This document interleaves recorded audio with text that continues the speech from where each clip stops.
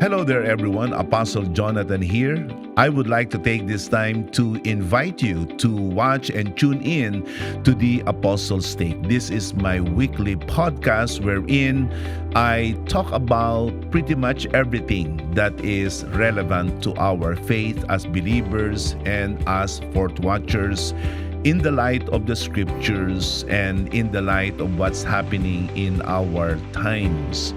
You can watch this podcast every Wednesday at 7 p.m. Manila time. And you can also check out the podcast in different social media platforms such as in Apple Podcasts, in Spotify, YouTube, even in Facebook and Instagram. Once again, please do tune in to The Apostles' Take. The Lord bless you all.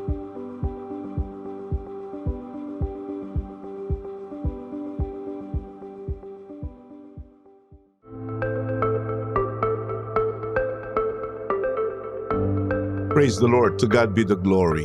Hello there, everyone. This is Apostle Jonathan Ferriol. And once again, I would like to welcome you to my podcast, The Apostles' Take. And today, we are going to be looking at a topic that is quite controversial, if not relevant, and we could even say it's also sensational. At ito'y isang paksa na talaga namang dapat nating pag-usapan sapagkat ito'y napapanahon, lalong-lalo na dito sa Pilipinas. At ang paksa na ito ay nasa isang katanungan na ganito. In English, should Christians engage in civil disobedience? Should Christians engage in civil disobedience? So this is going to be our topic for this podcasts. And we must understand that in the light of the recent events in our country, this is truly a question that is worth looking at. Madaming mga kababayan natin ngayon ang sumasama at nakikilahok sa mga gawain na masasabi natin ay nasa kategorya ng civil disobedience. Ang mga ito ay mga protests, marches, ang mga tinatawag na mga kilos, protesta, at iba pang mga gawain na masasabi natin ay ginagawa ng ating mga kababayan sapagkat meron silang hindi magustuhan sa pamahalaan in general at gusto nila na ito'y magkaroon ng pagbabago. And we all know from the news reports that we are consuming that this kind of civil disobedient acts do also lead to violent confrontations against authorities, and it adds to the burdens that we are actually facing as a nation. So this is a very controversial subject, and it is important that we must understand what the Bible is saying about civil disobedience. And you might ask me, why the Bible? Well, because the Bible is the final arbiter of faith and morals. Ito ang ating sinusunod. Ang ating kilos, ang ating ugali, ang ating pamumuhay ay ating ibinabatay sa banal na kasulatan. And you will be comforted to know that the Bible speaks a lot about civil disobedience and about other activities that relates to our government. Mm-hmm. And joining me today in this special podcast is one of the hosts of Oras ng Katotohanan. Walang iba kundi si Attorney Benj Sico. Good evening, Apostle. Thank you so much for having me here. It's truly an honor po to join you here on Apostles' Take. Yes, welcome also to this podcast. Yes. And looks like you have come on the most opportune time Yes. because our topic is really, really very controversial. And at the same time, it is something that we cannot dodge because everyone is talking about it. And a good number of Filipinos actually are joining these protests and marches and so on and so forth. So we need to understand as Christians that we cannot just look at these happenings and not have our perspective. Right. It's important that if we have a perspective about the civil disobedience, it must be based on the word Amen. of God. And I'm pretty sure, Apostle, our audience ay excited na silang marinig ang inyong perspective and take on this. Yes. Well, it's actually the Bible's teaching, and we're just gonna help them see what the Bible is saying. So, to begin with, let's begin with a working definition of civil disobedience. So, what is civil disobedience, Pag attorney? sinabi po nating civil disobedience, it is the deliberate or intentional act of refusing to follow the law or follow the orders or decrees of the government that a person believes to be unjust or immoral. So it is actually a form of protest. The person or group of persons involved, they deliberately refuse to follow the law, either because they want to send a message or they want to call for a change. Yes. And speaking of civil disobedience, we need to also make a distinction that this is not something that is violent in Yes. nature. It is not a form of aggression. Yes. It does not involve killing. It does not involve sabotage. Usually done in a peaceful manner. It is done in a peaceful, even lawful Yes. manner. And that is important for us to emphasize. Yes. And so, civil disobedience is lawfully going against what the government is enacting, so that you want to convey to the government that we do not agree with what you Yes. are saying, and we are opposed to it. That's why we are doing this. And it's very interesting to note that civil disobedience has been going on Yeah, right. pretty much from the ancient of times, as we can see later on from the scriptures, that even the prophets of old have engaged in it. But in the light of our recent human history, where and who created this idea of civil disobedience? Civil disobedience, Apostle, is actually a term that was first coined by Henry David Thoreau in 1848. And one of the most notable and famous examples of civil disobedience was that of initiated by Mahatma Gandhi in India. Yes. Yan po yung tinatawag na Salt March. At kaya yung tinawag na Salt March, literal na asin. Because India back then was under the British rule. And what the British government did, they imposed a tax on salt, which is considered as a basic commodity for Indians. So tumaas yung presyo ng asin sa kanilang panahon. Ang ginawa ni Mahatma Gandhi, he led this peaceful march wherein he marched for like 240 miles. Wow. Inabot sila for like almost 30 days sa paglalakad. And when they reached the shore, kumuha siya ng seawater, ginawa niya yung asin. Kasi during that time, they were being prohibited by the British government to produce their own sin. Kasi nga ang gusto ng British government sa kanila, bibili. Gusto nila yung na-impose ng tax para kaya lang mas mahal. So ang ginawa ni Mahatma Gandhi and his followers, they produced their own salt. That is the best example of civil disobedience. There is a rule, there is a law, which this group of people deliberately opposed. But they did not engage in any violent acts. That was actually peaceful. Yes. Kaya po siya sumikat, and it inspired a lot of movements around the world. Yun din po yung isa sa mga nag-inspire and nag-trigger sa civil rights movement sa Amerika, headed by Martin Luther King. Yes.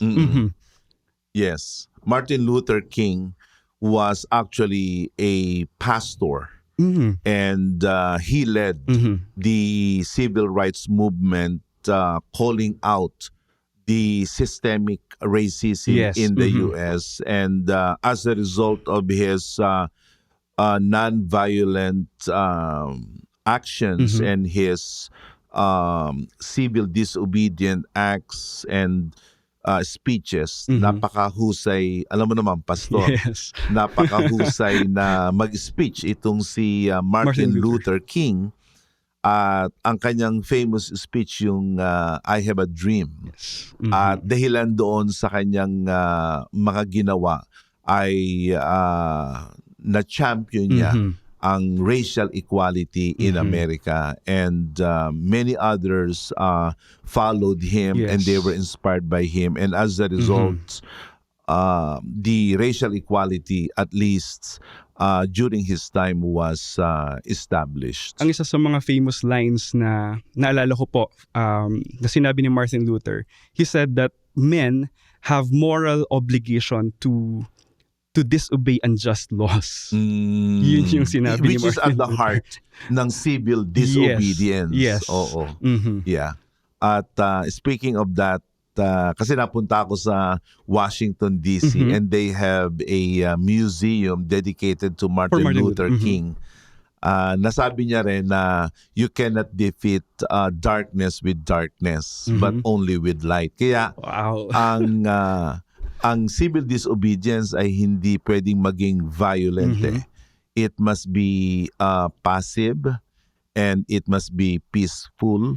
At doon mo makikita ang kapangyarihan ng non-violent ways. And I think dito rin sa ating bansa, I would also say that Jose Rizal, our national hero, was inspired by the non-violent civil disobedient actions of his predecessors. Kaya si Rizal ay ginawa niya lang ay sumulat ng mga talaga namang very impactful and very riveting and powerful works of literature such as Noli Me Tangere, and then the El Filibusterismo. But his writings ignited a revolution. Yes, and he died for it. And alam ko meron din siyang itinayo na society, yung La Liga Filipina. Oo. Yeah. So makikita natin dito na civil disobedience has a place in our modern society. And legally speaking, Apostle, bilang mga mamamayan sa bansang Pilipinas, we have been given and granted this right by the 1987 Philippine Constitution. Yung right mo to protest, to express yourself freely, your freedom of expression, freedom of speech, your right to peaceably assemble, ibinigay yan sa atin ng batas. I see. Okay. So you do not need to fear unjust incarceration and imprisonment, although it happens. It happens. Pero malaya kang magsalita. You can speak your opinions against the unjust acts of the government, because that was actually given to you by the Constitution. Kaso handa ka rin dapat mabatuta. Right? Ganun ang nangyayari sa, hindi lamang sa ating bansa, kundi sa ibang mga bansa rin. Well, you know, we are living in a very imperfect society that even though there are laws, you know, still we break them, and as a result, more chaos is created. But speaking of civil disobedience, even in the scriptures, the people of God have engaged in civil disobedience, and this is something that we are going to be referencing in order for us to understand how we should engage in civil disobedience if ever we need to resort to doing that. And for instance, in the Old Testament, Daniel is a good example of someone who engaged in civil disobedience. He did not follow the edict of King Darius when he passed that edict that everyone must pray and bow to the image of him that was set up in the city. Let's take a look at that in the book of Daniel in chapter 6, verses 6 to 10. Then these high officials and satraps came by agreement to the king and said to him, O King Darius, live forever. All the high officials of the kingdom, the prefects and the satraps, the counselors and the governors are agreed that the king should establish an ordinance and enforce an injunction that whoever makes petition to any god or man for 30 days, except to you, O king, shall be cast into the den of lions. Now, O king, establish the injunction and sign the document so that it cannot be changed according to the law of the Medes and the Persians, which cannot be revoked. Therefore, King Darius signed the document and injunction. And this is what I like about Daniel. The term civil disobedience wasn't invented at that time yet, but he was doing it already. When Daniel knew that the document had been signed and he went to his house where he had windows in his upper chamber open toward Jerusalem, he got down on his knees 3 times a day and prayed and gave thanks before his God as he had done previously. That's classic civil disobedience. Right. There was an injunction, there was a law from the king that prohibits pretty much everyone in the kingdom to pray to any other gods except to him. Daniel did the opposite. There was deliberate refusal on his part to follow the law. And he did that in the most unabashed, brazen manner. Binuksan pa yung bintana eh. Pinakita niya talaga. Pinakita niya talaga na hindi siya natatakot at hindi siya magpapapigil.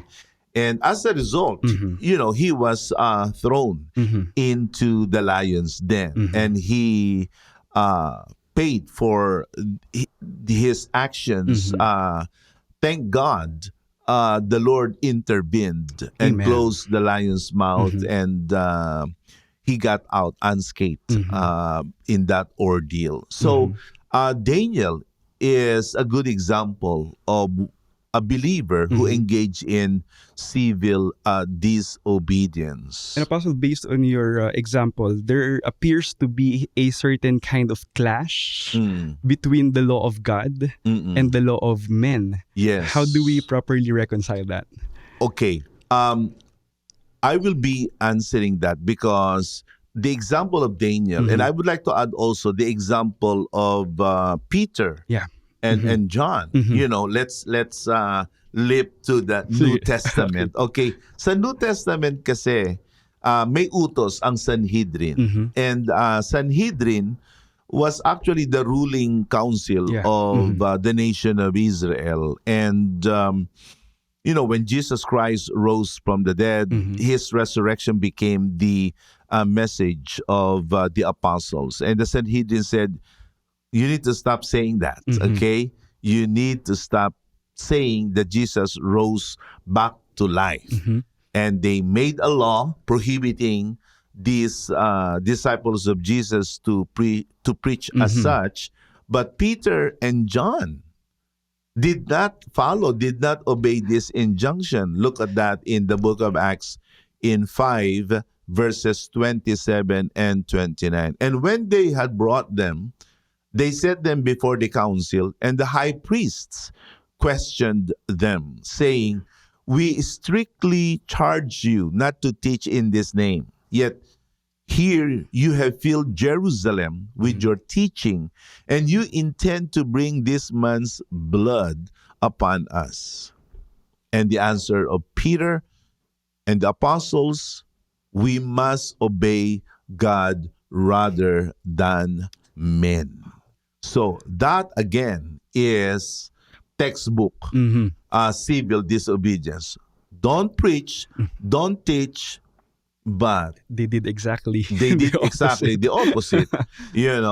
They disobeyed the rule given by the council. But again, they did it within the parameters of peaceful and if not quiet way of conveying their protests. They just preach, and they did not talk about how corrupt the council of the Sanhedrin was. They did not scream for their heads, and they did not ask for revolt. They kept their message solid about the Lord Jesus Christ. So the duo and the apostles provided na magandang halimbawa ng civil disobedience. So it begs now the question, attorney, does the Bible teach civil disobedience? From the looks of it, the Bible does teach civil disobedience, albeit with some caveats. Diyan natin makikita na pwede tayong hindi sumunod sa ipinag-uutos ng pamahalaan ng tao. Okay. Kung ang ipinag-uutos ng pamahalaan ng tao ay tuwirang paglabag sa ipinag-uutos ng Diyos sa kanyang iglesia. So, we can say that the Bible teaches civil disobedience provided that the law that is being passed by the human government directly opposes the will of God. Just like what happened doon sa case ng unang iglesia. Isipin mo, ang utos, huwag kang mangangaral. Ang utos ng Panginoon bago siya umalis sa lupa papunta sa langit, mangaral. So, there was this head-on collision talaga. Hindi magkalayo, talagang magka-oppose. So, pinili ng mga apostol na sumunod sa Diyos. Bagamat kailangan din nating unang sabihin din, and I believe that this is something that we must first of all remember, that every established human government and authority is from God. Amen. Full stop. Yun ang kailangang malaman ng mga tao. Kahit yan ay parang masama. Wala namang perfectong government. Right. Basta may kinalaman ng tao, hindi perfecto yan. At ang Diyos ginagamit ang human government as one of God's ways to curb the spread of evil. In Romans 13:1, it says, "Let every person be subject to the governing authorities, for there is no authority except from God, and those that exist have been instituted by God." So, there is no debate at all. There's no clarification even in that verse na yung mga pamamahala lamang na matino ang sa Diyos at yung pamamahala na masama ay hindi sa Diyos. Basta ang sabi ng banal na kasulatan, lahat ng pamahalaan, lahat ng gobyerno ay galing sa Diyos. At sila yung mga sugo ng Diyos. We can actually see in the same chapter of Romans 13 in verse 4, ganito ang sabi ng kasulatan, "For he is God's servant." Sugo ng Diyos ang ginamit sa Tagalog. He is God's servant for your good. But if you do wrong, be afraid, for he does not bear the sword in vain. He is the servant of God, an avenger who carries out God's wrath on the wrongdoer. So, plainly speaking, every government is God's instrument in order to curtail the spread of evil and to affirm what is good. So, kaya makikita natin na maging sa panahon ni Christ, this is something that is worth considering. Jesus Christ lived in the darkest period of the ancient history of mankind. It was a time when Rome was, the empire of Rome was at its worst. Yes. Historically speaking, the Roman government is one of the most corrupt. If not the most corrupt, the most cruel. And the most oppressive. The most oppressive. Government. Oh, exactly. And Jesus Christ lived during that time. And he was born in the oppressive reign of Caesar. And Herod was a textbook definition of insane. He was insane. The entire family of Herod were against the family of Christ, in a manner of speaking, and against every law-abiding citizen. Christ lived during that time. Pero hindi mo marinig kay Jesus na sumigaw siya, Right. na ibagsak ang rehimeng Caesar or Herod. Sa katunayan, si Christ, ang kanyang binabanggit ay, believe it or not, he even advocated the support and submission to the human government. One time, sinubok siya na kung dapat magbayad ng buwis. Ang sabi ni Jesus, pinakita niya yung coin, kaninong picture yan, sabi kay Caesar. Kaya sabi ni Christ, ibigay ang kay Caesar, ang para kay Caesar, ibigay ang para sa Diyos. And he even paid the temple tax too. So, meaning Apostle, Jesus Christ himself recognized Yes. human authority. Yes. And he was actually tried. If ever you can call that a fair trial, Jesus Christ was actually a victim of gross injustice. But even if there were abuses and injustices, he didn't call out. No, sabi nga ni Prophet Isaiah, he was like a lamb led to his shearers. He did not open his mouth. Rather, what he said was, forgive them, for they do not know what they do. Same thing with the Apostle Paul. Yes. Apostle Paul was beheaded by Nero. But you will not find any scripture verse or from any part of Paul's letter, calling out for the demolition or the destruction of the oppressive reign of Nero. Rather, what Jesus Christ did was that humble recognition of the existence of the government, even though, despite the fact that that government is evil, he recognized them. But then again, makikita natin sa halimbawa ni Peter and John, nung ang government ay talagang tuwiran, Yes. derechahan, like harapan, right? Sumalungat na sa utos ng Diyos. Doon na, pinahintulutan ng Diyos na, okay, kumontra na kayo. And that is something that we need to bear in mind. Amen. Na ang civil disobedience natin has a very limited window. Hindi kumot meron kang ayaw sa government, ay pupunta ka sa Mendiola o kung saang kalye at ikaw ay magsisisigaw doon o kung ikaw ay kung ano ang gagawin mo. Hindi.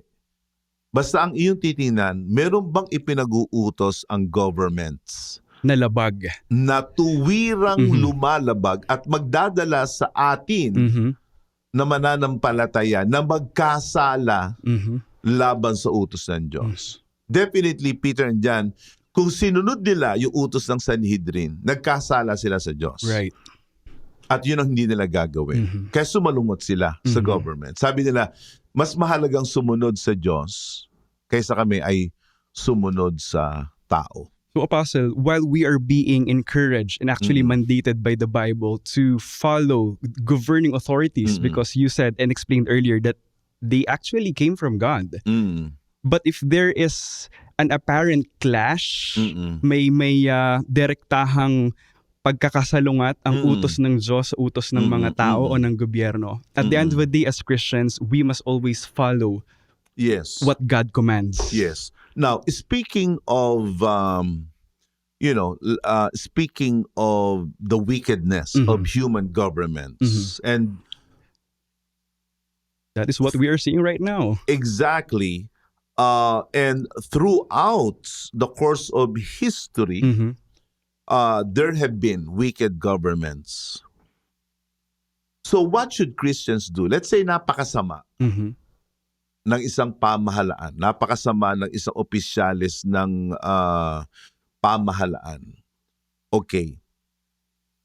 Ang utos ng kasulatan doon o ang ipinapaliwanag ng kasulatan doon ay we should engage in civil disobedience in a way that allows us to call out the wickedness of the governing authorities, but not necessarily engaging in any acts of violence or in any acts of sabotage. Naalala ko kasi yung panahon ni Juan Bautista. Yeah. Si Juan Bautista ay kinall out niya yung immorality nitong si Herodes. Basahin natin yan in the book of Mark in chapter 6 verses 16 and 19. When Herod heard of it, he said, John whom I beheaded has been raised. For it was Herod who had sent and seized John and bound him in prison for the sake of Herodias, his brother's Philip's wife, because he had married her. John had been saying to Herod, it is not lawful for you to have your brother's wife. Meaning, Herod was committing something adulterous. And it was a very illicit relationship. And John the Baptist actually called him out publicly. Yes. And Herodias had a grudge against him and he wanted to put him to death, but she could not. So, makikita natin dito na tinawag ni Juan Bautista na mali yan. At tayong mga Kristiyano, parang ganun din. We are like John the Baptist. We are like the voice in the wilderness. We should call out the government. Right. We should speak against the evil of the government or any government official. But at the same time, we don't stop there. We don't just simply scream and protest and call out. But what we need to do is to do something more, if not better. And that is to pray for them. Amen. Kasi minsan, parang ang ating alam lang ay paruse. Parang parusa lang sa makasalanan. Parang yun lang ang ating paraan para maalis ang masama. Parusahan ang masama. Alam mo naman ang sigaw ngayon, di ba? We understand that every criminal act must have repercussion. Yun talagang guilty, dapat talaga sila ay ikulong. Pero sa harap ng Diyos, God, that's why He's God. That's why He is awesome, because He has established laws that sin is costly, but He always gives room for change, Amen. for repentance. So, hindi nagbulag-bulagan ng mga apostol noon. Hindi nagbulag-bulagan si Jesus noon sa kasamaan ng pamahalaan ng Roma. Kundi, ang kagandahan sa kanila, meron silang lugar para ang mga masasama ay magbago. It says here in the book of 1 Timothy chapter 2, 1-4. It reads, First of all then, I urge that supplications, prayers, intercessions, and thanksgivings be made for all people, for kings and all who are in high position. Ang sabi, ipanalangin. Yes. Tayo minsan sa sobrang galit, sa sobrang, anong ipanalangin? upakan na yung mga yan, right? Kumbaga, wala nang panapanalangin. Pero ang salita ng Diyos sabi, na ipanalangin nyo. Amen. You pray for them so that you may lead a peaceful and quiet life, godly and dignified in every way. Why should we pray for this erring or anyone in the government? Because it's good, it's pleasing in the sight of God our Savior in verse 4, who wants all people, pati yung mga korap, Right.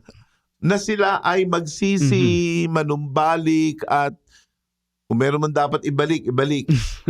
Who desires all people to be saved and to come to the knowledge of truth. It's not all about vengeance. It's not all about retribution. God always provides that space for redemption. Not always retribution. Darating at darating ang retribution. At ganyan ang gagawin ng Diyos. Alam mo, ang Diyos, hindi siya bulag Amen. sa kasamaan ng mga tao at ng mga pamahalaan. Hindi rin siya bingi sa mga panawagan ng mga matutuwid. Ang Diyos nag-aalis ng mga pamahalaan. Sabi yan sa aklat ng Daniel na He dethrones, He removes kings and princes and He sets them up. At pinatunayan ng Diyos yan, ang gobyernong masama, inaalis. Right. Ang gobyernong hindi tama, hindi na iboboto. Naaalis. Sa panahon pa ng Ehipto, sa panahon ng Romano, sa panahon ng Nazi Germans, makapangyarihan sila pero natalo sila. During the time of the Imperial Japanese reign in Asia, nawala din sila. Sa panahon ng mga oppressive regimes in the Middle East and Africa, lahat ng yamang nawala Diyos ang nag-aalis Amen. So, pero ang mahalaga sa ating mga mananampalataya, kung tayo man ay mag-engage sa civil disobedience, mayroong maliit na window ba? Parang sinasabi ng banal na kasulatan, you can engage in civil disobedience, why not? But make sure it is something that is within the parameters of these governments opposing directly God's express will. And prayer has a vital part. Exactly. While you were speaking, Apostle, naalala ko po yung isang verse sa Old Testament that says, if only my people will humble themselves and pray, I will heal their land. Yes. There is always a place for redemption and healing. Ano? Yes. So, halimbawa, noong panahon ng COVID-19, sabi, ako'y nasa Amerika noon, 2020, sabi, walang mga churches ang dapat magkatipon. Hindi pa pwede yun. So nagtipon kami. Albeit clandestinely and secretly. And we push the envelope. That's civil disobedience. That is civil disobedience. Yeah. And I was ready, like, if they will knock on the doors of South Bay and they would imprison me, I said that. By all means, like imprison me, I would be happy to be in prison because I am holding a church service. So kahit sa panahon noon na lumalabag tayo sa batas ng pamahalaan, kung yung batas ng pamahalaan ay tuwirang sumasalungat sa batas ng Diyos. Ngayon, kung basta masama lang yan at hindi naman talaga tuwiran, again, we are not making light of wickedness. Wickedness is wickedness is wickedness, period. Parurusahan niya. And we need, like what I said, we need to call them out. Yeah. Albeit, we must do it in a peaceful, non-aggressive way na hindi rin makakaistorbo sa ating mga paglilingkod. Dahil nabasa nga natin na gusto ng Diyos na tayo ay mabuhay ng banal at payapa. So, Apostle, you are saying that if the order of the government doesn't directly oppose the Yes. law or order of God, Yes. we must still follow. We must Even still if follow. there are certain kind of, inconveniences. Yes. and discomfort and ganun ang pamamaraan ng Diyos. And God has a lot more approaches and ways to combat evil and to remove that government in position, which now brings us to our practical ways. How should we now engage in civil disobedience, and how should we approach these wicked authorities? Number one, we must keep our Christian testimony intact and consistent. Keep our Christian testimony intact and consistent. Okay, yes, we must call them out. Sabihin natin, oy, masama na yung ginagawa nyo. Tigilan nyo na yung pangungurap. Tigilan nyo na yung pagnanakaw. This and that, right? Pero karaniwan, tayong mga mananampalataya minsan, we are quick to call them out, these government leaders, publicly. But we ourselves, in our own private way, we are as guilty as them. We are as corrupt as them. Halimbawa, sabi natin, tigilan nyo na yung pagnanakaw. Tigilan nyo na yung pagnanakaw. Pero tayong mananampalataya, hindi naman tayo nag-iikapo. Sa banal na kasulatan, pagnanakaw din yan. Sabi natin, mahalin nyo ang inyong bayan. Mahalin ninyo ang Pilipinas. Ikaw naman, hindi ka nagmamahal sa iglesia, ang bayan ng Diyos. Kumbaga, sabi mo, makaduwag kayo. Kailangan kayo maging matapang. Ikaw naman ay duwag kang Kristiyano. Hindi ka tumatayo sa pananampalataya mo. Kumbaga, mas tapat ka sa politika, mas tapat ka sa political party mo, mas maapoy ka, mas masinhi ka. Iiwanan mo nga yung pananampalataya mo para lang masunod mo yung dikta nitong si politiko Right. Na para bagang ang politiko ay ang mag-aayos ng buhay mo. But I am sorry to blow your bubble. You can, sabi na kasulatan, curse is the man who trusts in men. Ang ating dapat pakaisipin lamang, paano natin maiingatan ang ating pananampalataya? And as Christians, if ever there is, Apostle, kung saan man tayo dapat magbigay ng allegiance and our loyalty, Yes. hindi sa gobyerno ng tao Because at the end of the day, it is not human government, it is not any human leader who can save us. Yes. It's actually God. It He is our God, hope and the Bible says our citizenship is in in heaven. heaven. Yeah, so, the Bible says that you stand firm in the faith and resist the devil, and the devil will flee. Stand firm in the faith. So, tingnan mo, ikaw ba ay tapat na Kristiyano? Ikaw ba ay matapat na miyembro ng Iglesia ng Panginoon? Baka tayo ay palamig-lamig. At ang bukang bibig na lang natin ay puro angst against the government. But how about your love for Jesus? Yes. How about your worship of God? Right. Ang namumutawi na lang lagi sa atin ay galit, puot, condemnation. That's why we must make sure that our Christian testimony is intact and consistent. Number two, pray and intercede for the government. And that's what we are doing right now. Exactly. Parang madali lang yan. Pero let me ask you this. When was the last time you prayed for the government? When was the last time you prayed for the governor, for your mayor, for the councilor? When was the last time? Baka tayo ay puro sa social media, puro banat tayo ng banat. Hindi naman tayo nag-pray.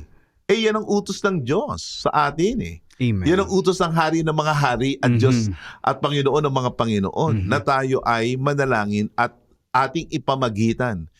Kaso ang hinihingi natin, dugo lagi Nangangamoy dugo We're always asking for the head. We're screaming for blood. We must pray. Because yes, God will avenge the righteous, and He knows how to hold the unrighteous for retribution, but God always allow a room for redemption. So we must pray and intercede for our government. Number 3 is this: we must preach and live out the gospel. You know, the gospel is the ultimate antidote Amen. to evil. Kaya may narinig nga ako, sabi, nasaan na yung mga leader ng relihiyon? Hindi sila, tahimik sila. Well, I beg to disagree. Take as an exception to the rule. Because the PMCC Portwatch isn't silent. True.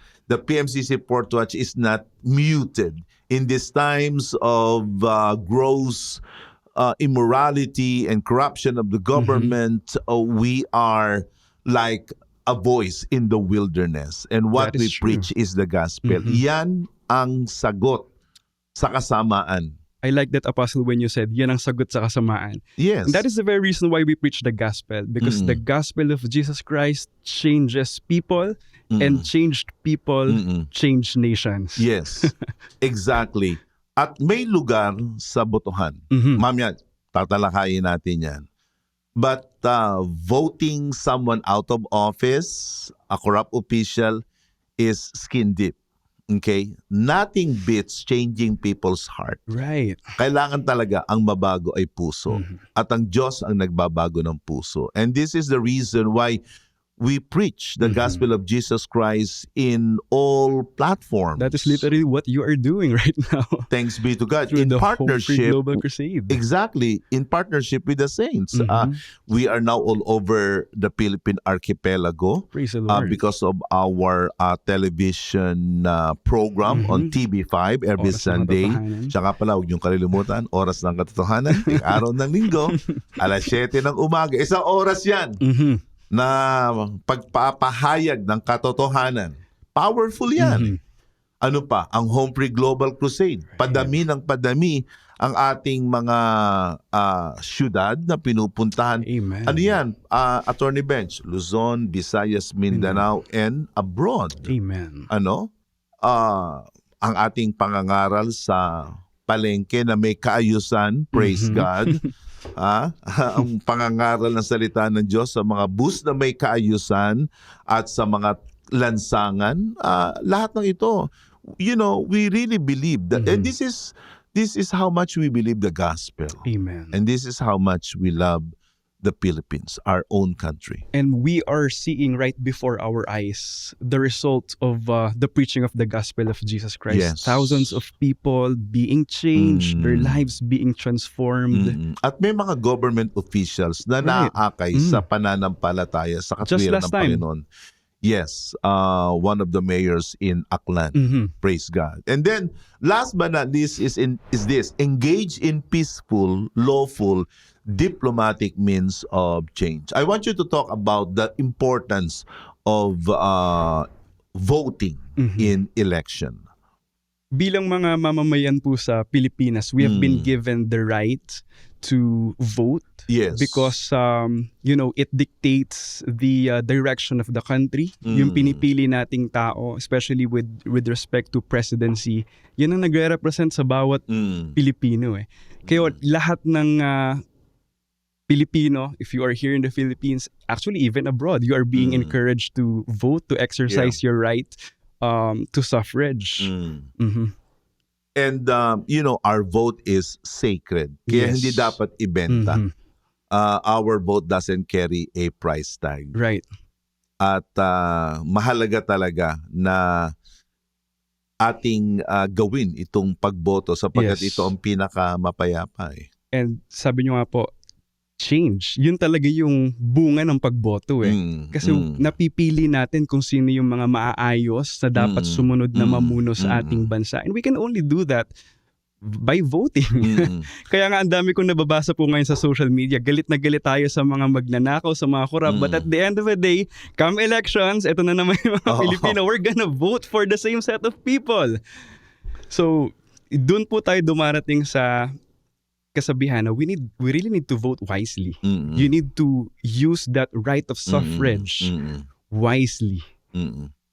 Well, we have been very upfront and honest in our discussion about civil disobedience. And thank you, Attorney Bench, Thank you for so much, joining me Apasa. in this podcast. And I really do hope and pray that we would always see these very important aspects of our modern life in the eyes of the scriptures. Mahalaga na ating panatilihan ang salita ng Diyos. And at the end of the day, let God be God. And even though there is so much immorality and wickedness that is happening in our country, God's sovereign will always triumph. Amen. What we need to do is, as we engage in what is biblically allowed, we must also engage in a life that is more faithful and committed and devoted to the cause of Jesus Christ. Once again, this is Apostle Jonathan Ferriol thanking you for joining me and Attorney Bench in this Apostles Take podcast. God bless you all.